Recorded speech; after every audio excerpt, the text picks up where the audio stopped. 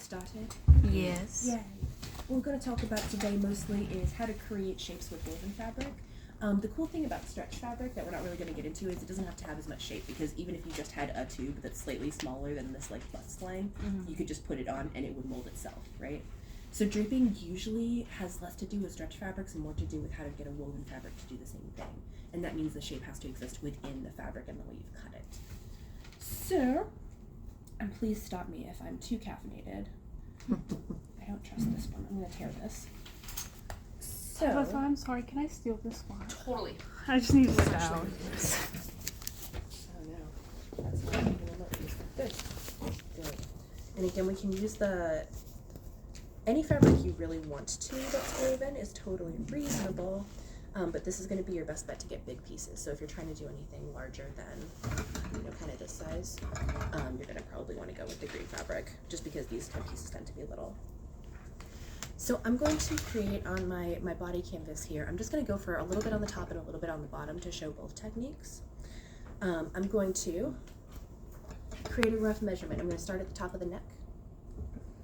And I'm going to go down to the waist, and I'm going to go here, and I'm going to say, cool, that's probably enough space for me to be able to create whatever I want to create on the torso, remembering that we're only doing half of the body at a time.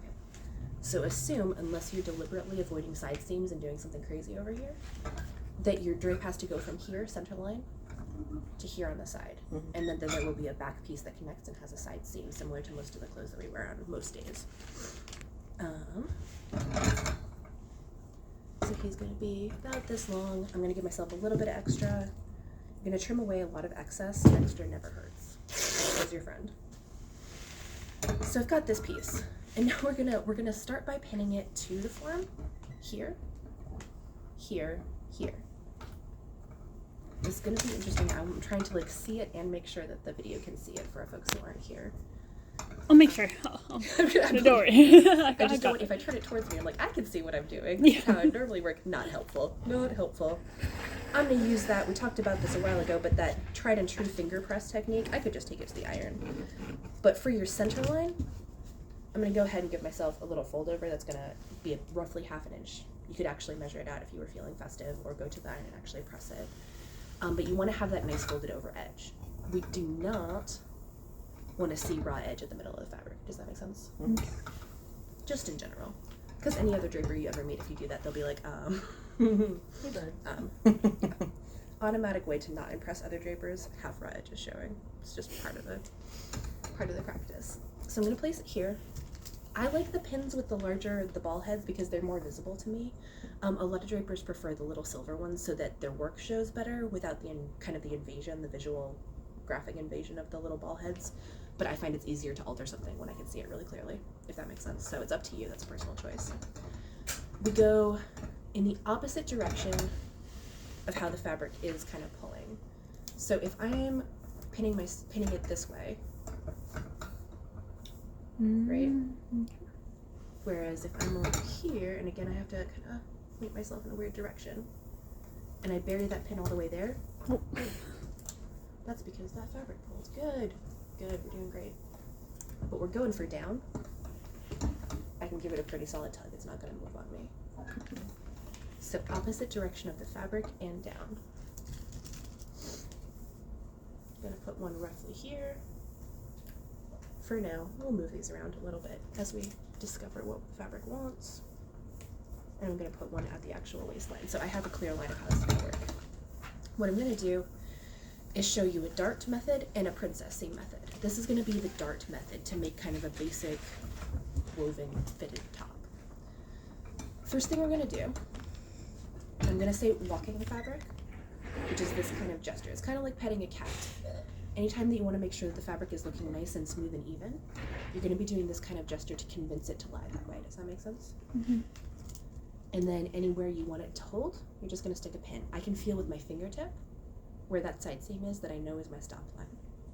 So I'm going to bury another pin right there. The first thing you want to address is the neckline and the shoulder line.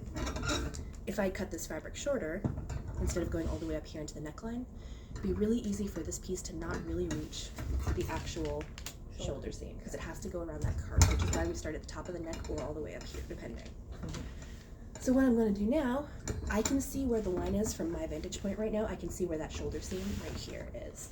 I'm going to clip down towards it, and especially around the neck, I'm going to clip down towards it. Little clips at a time are fine. I'm also holding these scissors backwards. If I wasn't already dyslexic, I feel like teaching draping would have made me dyslexic.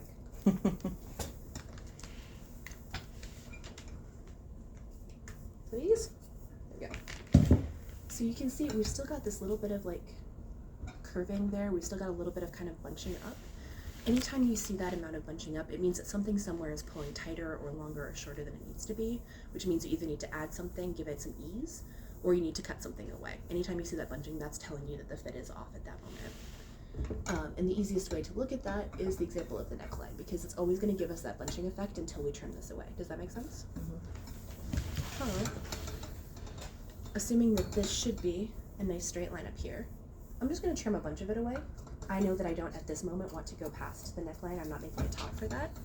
And if I was putting on a turtleneck or a cowl neck or a collar, that would be a separate piece. In general, we don't usually want that to be one piece unless it's a stretch fabric, because it's just going to bunch like that.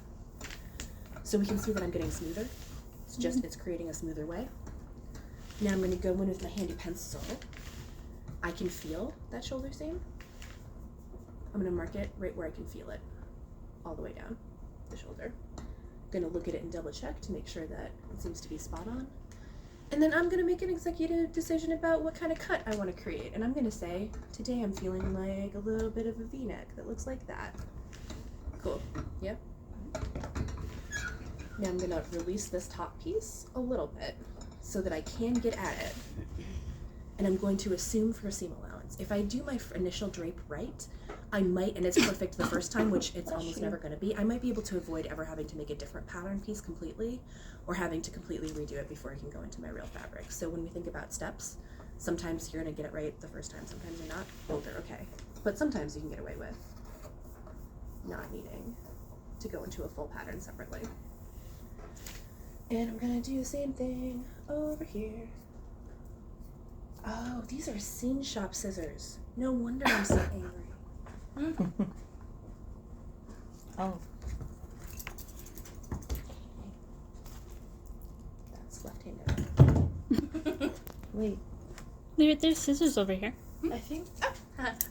Let's see if these ones work. And then I'll come to this one. Okay. So we see that this is now looking roughly like a pattern piece, at least from one side. I'm going to go ahead and I'm going to do my same finger press over here. It's that same thing we do on paper when we're like scrapbooking. Fold over the paper, kind of get it with your nail. And I'm going to do that on the lines that I've just marked so that my raw edges become cleverly disguised. They were never here. Stick a pin in there. On this particular, because I've created a little bit of a curve, and I'm going to finesse that line a little bit. Boom. I am going to clip inward. When you're actually stitching and you have a larger seam allowance in this, what I encourage is actually to trim down the length of your seam allowance when you have a bigger one like this, than to clip inward, which actually more damages the structural integrity. If you think of it like, if I cut another line in this, I haven't changed what it is really at all, I've just shortened it.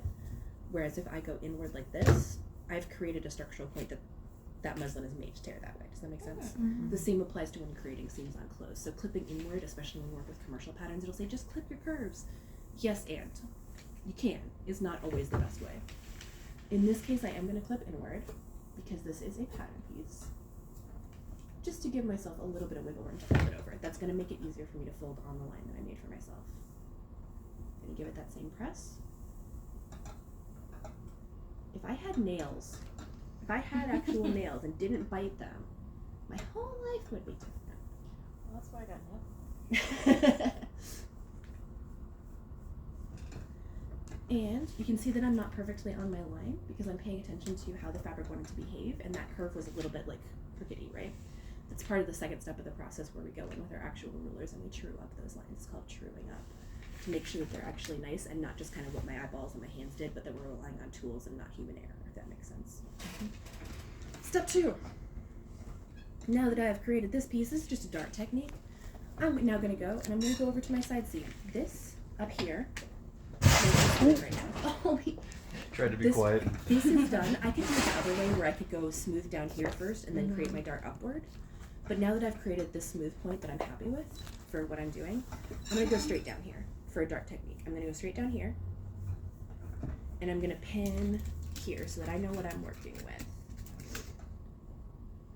And now, because the fabric is flat and the body is not flat, I have now reached a crisis point. What do I do with all of this, is the question. We're gonna create darts, and you get to mark your own darts on this. Oh yeah, see that little bit of pull there? You're okay, little buddy. You're fine.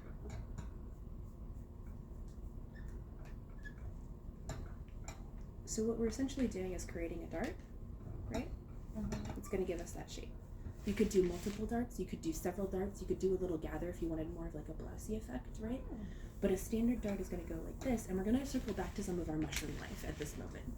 Because if I'm creating this dart, and essentially I'm going to pin the line, I'll talk to you a little bit about how I'm pinning wrong in a sec. I'm gonna pin this line so that we can see the dart. This excess all becomes a dart, exactly like our mushroom caps, that then goes away once we stitch it. Does that make sense? The catch is, we're looking at a bust line, right? You wanna know where we don't want that pointy end? That exact pointy thing that we pointed out on the mushrooms? Usually right here, right? Usually we're not going for that 50s bra style, just in general. So as I do this, I'm also going to be thinking about where exactly, it's called bust point, and that doesn't, for the record, does not mean nipple point, because those could end up anywhere. It's the fullest part of the bust line. It's the center, and that's true for every body type. So bust point, here to here, has nothing to do with the anatomy of the breast. It really just has to do with the fullness point, if that makes sense. And I'm going to be really, really careful to think about where I want that to fall on this person, if I want it to travel upwards a little bit, depending on the fit, and making sure that I'm drawing in that curve line so that I'm not just creating a point straight upward, because it would be really easy to just make a triangle from here to here, right? I'm going to turn this towards myself a little bit so that I can do it better. I always love this at this stage of draping demonstration. If I do this on two sides, this exact thing, and I just sew it down there and I turn it into a fashion detail, I get this little heart. And I always think that's really cute. It's not what a dart is, but it's really cute. But you can play with this, right? All you're trying to do is decide what that excess of a flat fabric against a curved body wants to do for you to aesthetically get what you want. So that's one option. This all goes away. And I'm going to mark it real quick just so that we can see that. So I would go in, and right where my pin line is, I'm going to mark it with my pencil. And I'm going to mark it on the other side with my pencil. Right against where where it's hitting the thing. I usually will do a lot of pinch gesture to follow it where I want it to go. And then I'm going to mark roughly on one side, because I'm going to go match it up where that curve is. I could also end the dart down here, and I could leave this a little bit more like just roomy, whereas right now this is very tightly fitted. There's a lot of things that I could do here, so you do get to play with this. But essentially creating a dart is just that, and you could just make a bunch of darts if you wanted it to look different. You can change how you want it to work with itself.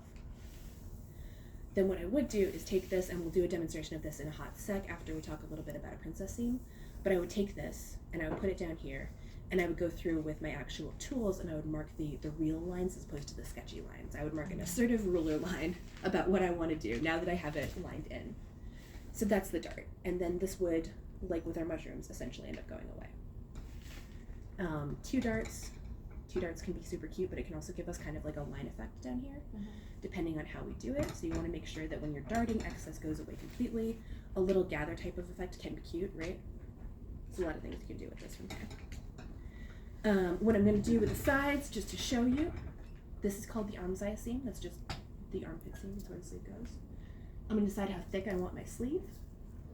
I'm going to come down over, and I'm going to come down over here and decide that that's how I want my sleeve to look. You might want it lower, you might want it higher, depending on the style that you're going after. This metal plate here, that's like the smallest you could possibly go. We generally don't want our sleeves like right up in here, right? That's not usually the most comfortable choice. But also we get the most freedom of movement in our sleeves if it's not too far off. A lot of times, do you see how much my shirt is traveling with me? The nice balance usually is quite close to the actual armscye of the body.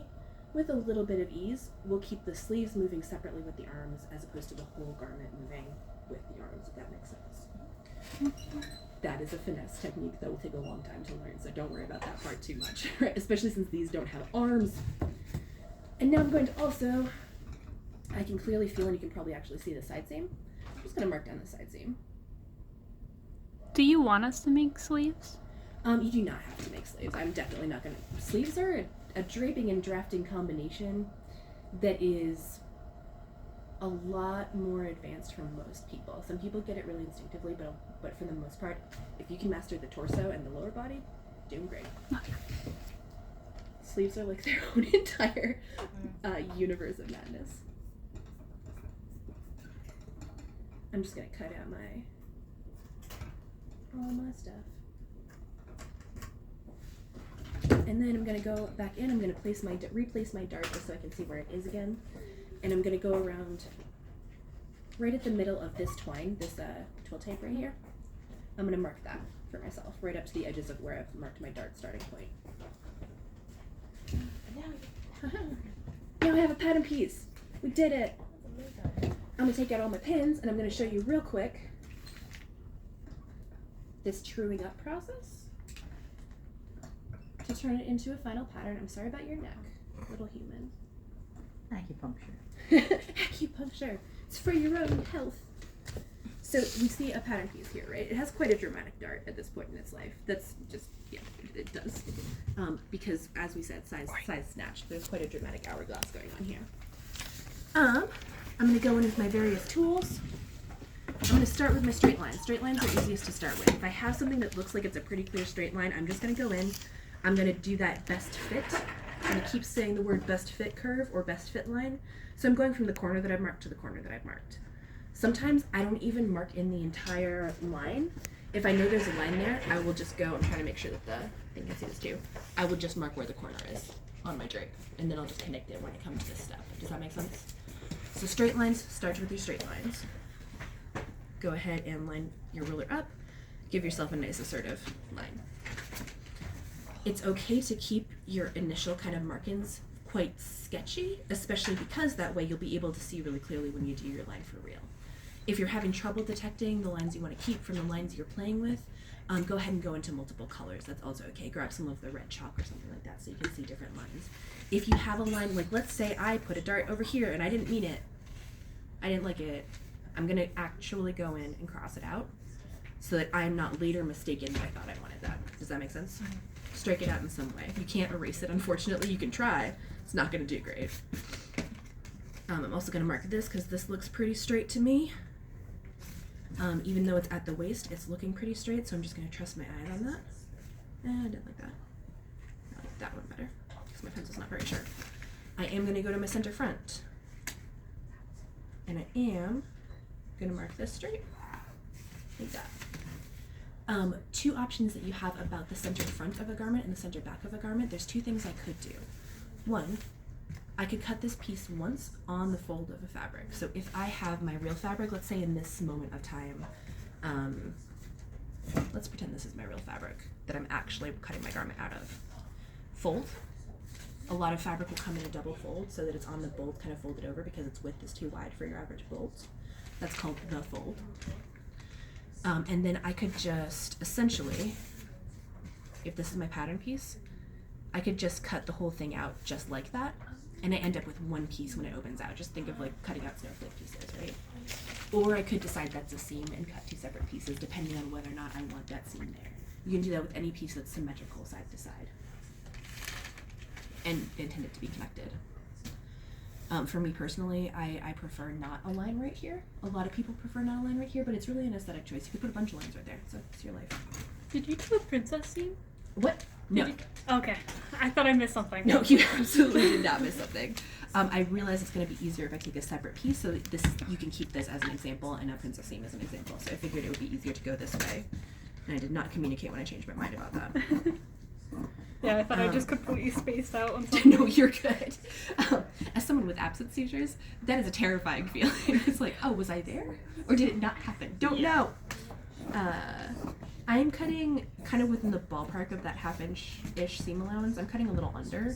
You can actually go in with your hem marker ruler and check that for yourself if you feel like you don't want to eyeball it. You're totally welcome to do that. But the thing that matters is the line that you're drawing, not so much what's past it. If you open up like the most expensive suit in the world by the most expensive tailor suit maker, you're going to find a bunch of random ass extra pieces in there because he's not going to bother to trim them off if they weren't bothering anything. Does that make sense? Mm-hmm. The line matters. Everything else is just, is it lying nicely? Is it hanging nicely? And if it's all between the real thing and the lining, she's going to leave it because it's not affecting anything. You open up expensive suits, they look ridiculous. They're ridiculous. I am now going to measure across my dart. I'm going to measure to find a center point because we want to make sure that the center of the dart is actually the center of the dart because they're sewn symmetrically. So I'm going to look at this. Each of these blocks is an inch, which is the good news, and it's right just shy of 2.5, which is going to drive me insane. So right here is just barely shy of 2.5. So for me, that's going to drive me insane. So I'm actually going to move it and split the difference and change where my line is just the tiniest amount, so that it hits exactly 2.5 and I can find a clean center line. That change was like very, very, very small. What's half of 2.5? What would be my center point? 1.25? 1. Wait, no, 3.5. What's half of 3.5? Oh. Sorry, I did that wrong. 3.5. 1.75? 1.75? That sounds right to me. Here? That looks pretty centered. 1.75. Yep. Yeah. That looks like an appropriate center point. Yeah.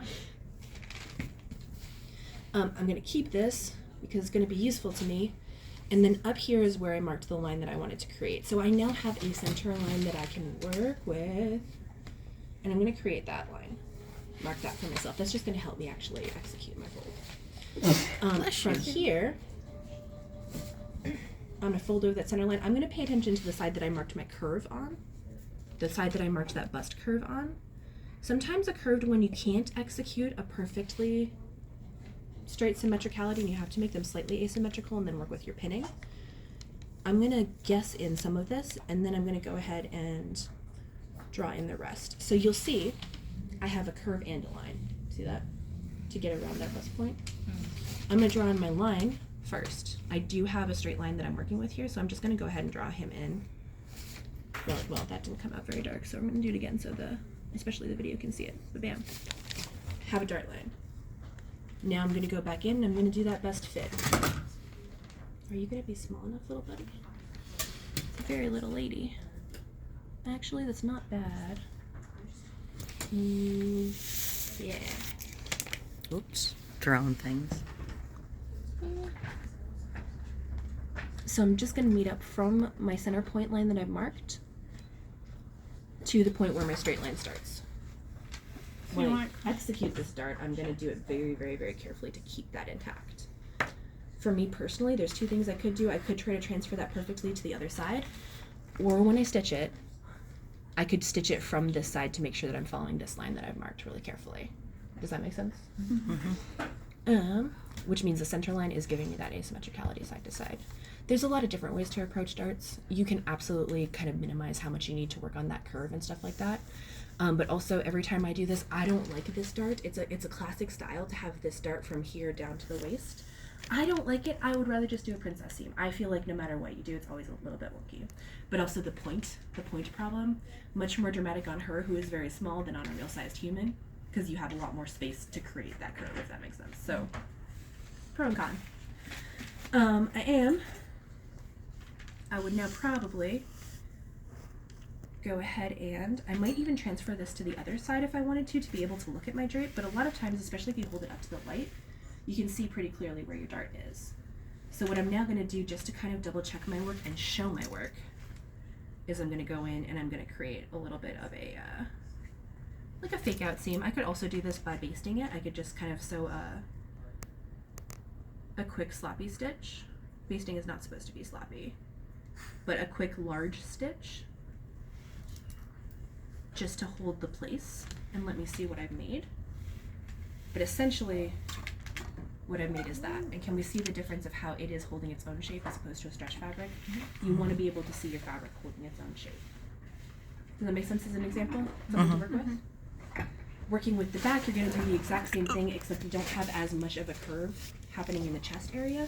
So your dart is going to be a lot easier and kind of a lot flatter, more straightforward. You really are just taking out a triangle usually. Unless somebody has, for example, scoliosis or other types of curves, a lot of times we have laptop shoulders, a lot of the time. So sometimes you are creating more of a curve than you think, especially, Is that why men's suit jackets have the little like in fold on the back? Yeah. Okay. And actually a lot of menswear does too, or let's say traditional menswear. It's just that for women, usually you're trying to decide, and it depends. Either you're going oversized and you have to do less of that, or you're trying to accommodate, usually for a long line blazer, you're trying to accommodate both for the bust line and the hip line. So going in then out becomes a lot more necessary, whereas more traditional menswear, it can fall relatively straight from the shoulder. There is some curving in there, but not as dramatically, so it really just depends. Also, there are a lot of tailors out there, those really expensive tailors who leave their excess untrimmed, who simply will not work with women because you can't make a pinstripe go around a curve. And that's super fun, but I'm just pointing it out there because we live in the world, you know. Wait, what is a pinstripe? Pinstripe is like a pattern. Oh, okay. Yeah, that's what I just thought. just a stripe, just like a narrow stripe. It's a classic suiting, or a plaid, for example. Those are all straight lines, right? There are people, I've met people who do not want to work with any type of curved figure at all because you can't make that look as perfect, and tailoring is one of the most perfected and perfect kind of aspects of garment making.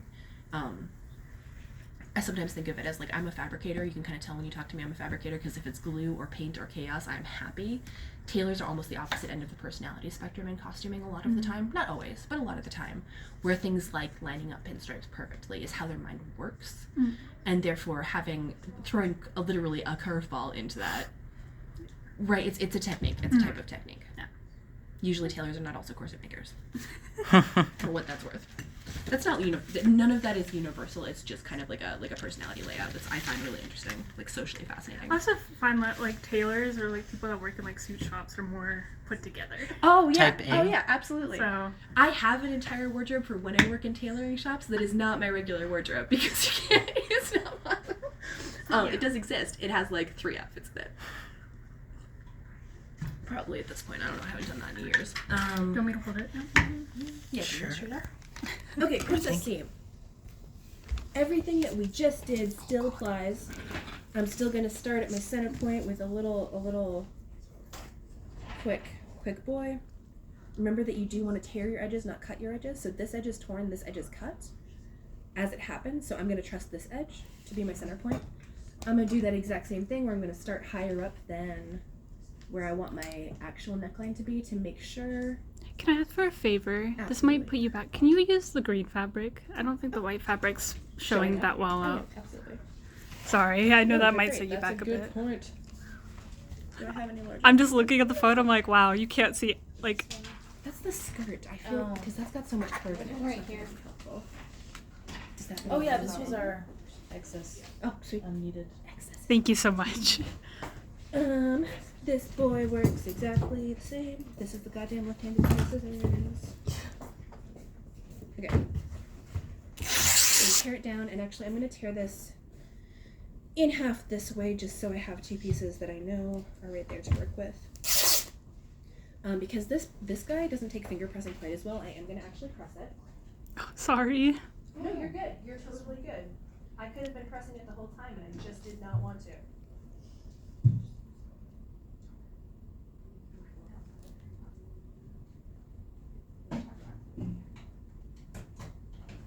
Okay. Oh, that's so much better. Same process to start with, right? Mhm. Except all we're doing is taking that idea of marking your seams that you can feel underneath from a slightly different perspective, right? So I'm still going to create this smoothness, or I could go smooth here and figure out a dart up here. Do we see how that flips easily? Right? Mm. The excess can go anywhere it's willing to go. There's this delicate balance of you are the boss of the fabric, but also the fabric has a nature to it. And that's always, I feel like every new fabric you work with, we relearn that. So I'm going to go ahead in this case. Do we see that pull? Yeah. I don't like that. I'm going to look at it myself from my actual perspective to get that a little bit cleaner, because doing that at an angle is not helpful. But for video folks, I did not do anything special. I just let it hang a little bit more naturally. If I'm over here trying to do this, it's naturally going to pull in this direction a little bit because that's where I'm at. Now I'm going to go in and I'm literally with my pencil going to mark where I think I want my look to go. So I'm going to say it's much more open neckline this time because I'm feeling festive about it. Mm-hmm. So I'm going to go down to here and I'm going to create a little bit more of a curve. And then I'm going to find with my fingertip where the princess seam line that's already given to me is. I could change where that is. I could decide I want it somewhere slightly else. But to start with, if you're just kind of learning, go with the seam that exists. So I'm going to start here. And I'm literally going to mark it with dashes all the way down. And I'm going to keep smoothing this direction because this is the piece that I'm working with. This is going to get cut away and there's going to be a second piece. So a princess seam is piece, the piece. It's a yeah. piece, and piece usually. Is there 2 pieces on the back, or is it 4 in total? It doesn't have to be 2 pieces in the back. Is it also the princess seam go down the fullest part of the bust? It could, yeah. Or does it so matter? it does go straight across the fullest part of the bust. Usually you could do, and it's totally reasonable to do, like if I wanted to do a kind of a festive, like, side piece. There are some particular Regency patterns that do that help create, because they rely a lot on this shape right here. So they do a little bit of like this thing. It just depends on the reality of the point in history that you're working with, etc. Now, as we can see, I could keep going down. I want to do a princess seam dress. I'll just keep going. Yeah, I could go all the way down the body with this technique if I wanted to. I could shape it to the whole thing. This is how she is made. She's got princess seams and a cup line. I'm then just going to go in. I'm going to cut away, not everything, but pretty close to everything. Like this. I'm also going to move this pen to where this piece actually starts because I'm going to cut away that excess in the neckline. Does that make sense? Okay. Oh. I hate doing that on the curve. Okay, I have a piece of a princess seam. Now I'm going to play with it. I'm going to figure out, now that all that excess is away, I'm going to figure out how it falls nicely without all that excess, because the excess is pulling and tugging and changing the shape that I'm working with. I'm going to look at it and make sure this is still what I want it to be, and it's still falling how I want to see it fall. I'm probably going to stick another pen like right here. And then I would go through. I would true it up with my tools. I'm not going to demonstrate that again because I do want to give you guys some time to work. But I'm just going to go in and I'm going to, first of all, give myself that finger press. It's not as effective on this. But on my line, I'm going to give myself the finger press because that's going to help me attach my next piece to this. Oh, you're going to fight me, aren't you? You Sifa monstrosity. Don't say that. I bought this for Eurydice, and I did make I actually made 2 entire suits, one for understudy out of it, and I have never recovered, so. Don't say that. I'm gonna use that fabric. No, it's very, very well behaved. It is trying to do the same thing as you would do with a muslin. Doesn't work, so my instinctive habits that come from working with muslin don't work. You don't have those yet, so you'll be fine. No. Yay! Your instincts will not be fighting you. And I'm gonna probably, I always at this particular stage of a princess seam, I tend to change my lines a little bit at least. Because I tend to find that maybe I don't want it quite as tightly fit. Like this is one line, but this is one line. Those are both perfectly reasonable garment lines. It really just depends on what you actually want to do. And I usually don't finish truing it up completely until I have both my pieces and I can see how they're gonna interact. Does that make sense? Go down. Please, little dude. Okay. So then I'm going to take my second piece. In this case, I'm not going to have to do all of that stuff where I make a center line fold. I'm just going to connect it here. And I'm just going to pin it here. Now, I have to make a decision now. Do I want, this is the straight of grain at the center of the body. Do I want that line to stay consistent? Or do I want more of a curve here? Do I want to go for the bias here? Usually you want your straight of grain to stay pretty consistent. So I'm going to start here so that I can see that it's staying consistent. Straight of grain is still towards the center and relatively straight. If I were doing this for real, I'd spend a little bit more time making sure that it's staying straight like that. And I'm just going to mark this down all the way down. So we're just dividing the same lines that we made before, but into 2 pieces this time. So instead of pinching a dart, I'm connecting where these 2 pieces come together. I'm just doing it with my fingertips and then I'm marking it on my new piece. And I'm marking it in roughly because I know I'm going to play with how they interact a little bit. But I'm just marking that. And then I'm going to mark the same thing I did before. I'm going to mark my arm's eye. I'm going to go a little bit lower this time because I'm imagining something a little bit more, I don't know, flowy and evening-y. in my brain. And then same thing, I'm going to go down the side too, just to show you that you can, right? And I'm going to go down as far as these match up. That same line on the body. Now I'm going to trim away all my excess. And I'm going to play with how these interact a little bit. So what a princess seam is versus what a seam is in general, it's going to be the same thing. You can apply this to a lot of things. Trim this off so you can see my shoulder line a little bit better. And I'm going to trim down this to a certain extent, but I'm going to leave some wiggle room because I know that I want to play with it now. I've got my basic, but I know that I now want to mess with it. I'm going to anchor this side right here where I've marked over the hip. It's called burying a pin, similar to how we bury our thread. We're not going to worry too much about the concept of ease. Ease is the notion that generally with a woven fabric, we don't actually want it skin tight. Does that make sense? Like trying to skin tight is going to limit our motion and take a breathability, right? So this, do you see how there's a little bit of excess there? Anytime we're making a tailored garment, you want to decide how much ease. A blazer usually does not fit like a corset to the body, right? So for example, you're always going to leave at least usually a 1/2 inch minimum where you do your pattern and then you're like, and I know how this human body works, so I'm going to add 1/2 inch over here. Ease is a thing that we add to make sure that there is a looseness and a flow and a movability to everything that we make. So now I'm gonna, oh, this is gonna drive me nuts. I'm getting on the table, guys. I can't stand this. It's driving me insane. Okay. Okay, so when I'm sitting here with this, I have now created these lines, but I now want to see how they interact. So I'm gonna start at the waist. And I want to see what my final garment is gonna look like. So I'm gonna bring this fold that I made over top. And I'm gonna pin through both layers. Ideally, it might not. Yeah, it did. And I'm going to keep traveling that upwards until I get something that I feel happy with aesthetically, right? A lot of this is really about what do you want the garment to look like and playing with it until you get there.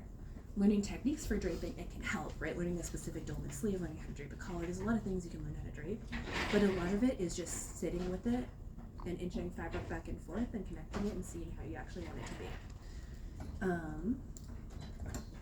So for me, usually, this stage is my favorite stage. I'm going to go ahead and bury my pin.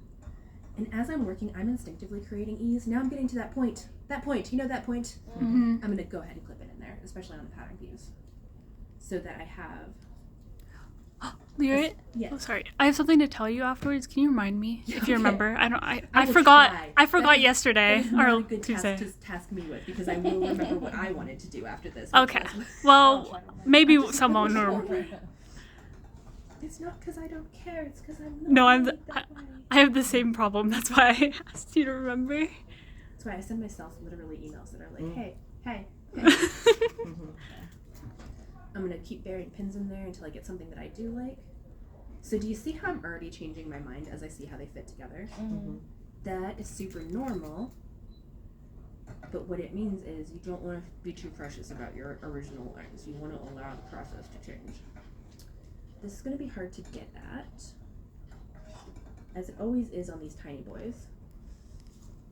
Twist, twist, and all the way down. Draping for corsetry, for example, we tend to take a form that is significantly smaller, between 3 to 6 inches smaller than the actual body we're planning to work with, and then we pad out the bust and the hips to the actual size of the human, but leave the waist if that's the waist size that we're trying to compress to or towards. Leave the waist, right? So you have squishy padding here and here, but the waist is hard so that you can drape onto that form. You can also do it on a pillow, but that doesn't give you like it doesn't give you the niceness to work with. So you're going to end up with something kind of like this boy.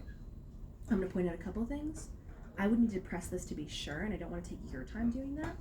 There's some funkiness in here that's going to take some time. What I would tend to do to finesse that is I would tend to create some little stash marks across so that I can tell where I think stuff is matching up. And then I would go through and I would take it off, I would press out those lines, I would pin it together this same way from the outside in a slightly nicer without this literally in the way right now, and then place it back on and see if I like what I've done, and then I would adjust as I go. But theoretically, especially once this is folded in, like we just got kind of like a nice, if I made it a little bit longer, we'd have a nice little cocktail dress that's not doing much except being a nice, smooth cocktail dress, right? If I made it sparkly, even more of a cocktail dress. If I gave it like a little flare down here. If I took my circle skirt technique and just gave it like a little like back here, beautiful movement when you walk, right? Simple. You can play with the neckline, you can play with anything, you can move these lines. So if I wanted to, I could create like this line if I wanted to, just because if I like that style line better. If I wanted the seam to go this way, if I wanted one over here, I can play with this from here. Is that what mermaid skirts are? Is that just a circle skirt? Pretty much, yeah. It depends. Sometimes it's just a massively gathered skirt or a pleated skirt, but it depends. I love a mermaid skirt, and I love a tight fit to right here and then a swing right here. I think looks good on everybody, but that's just me. It's my favorite design to put in Rocky Horror Picture Show, just because it's pretty, and every time you walk, it's great.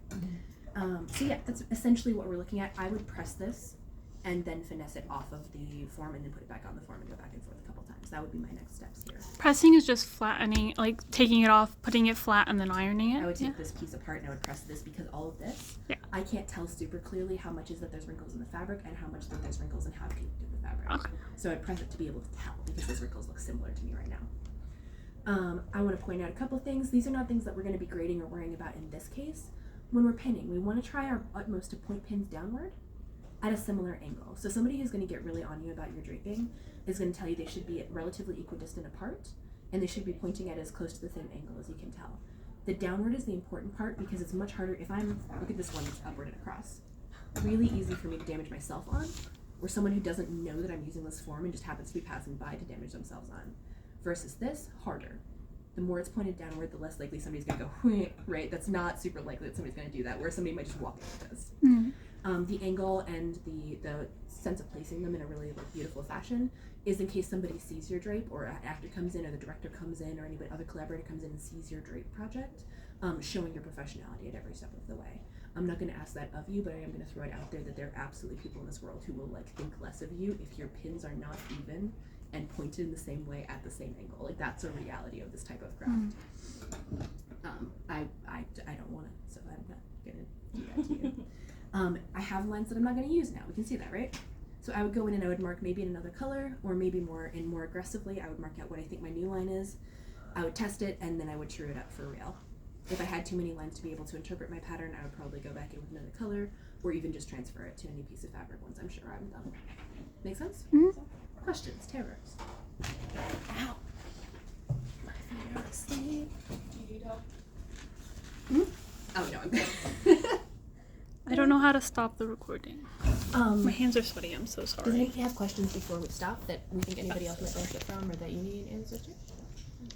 Okay, go ahead and take a break if you need one, and then feel free to work for the rest of the period.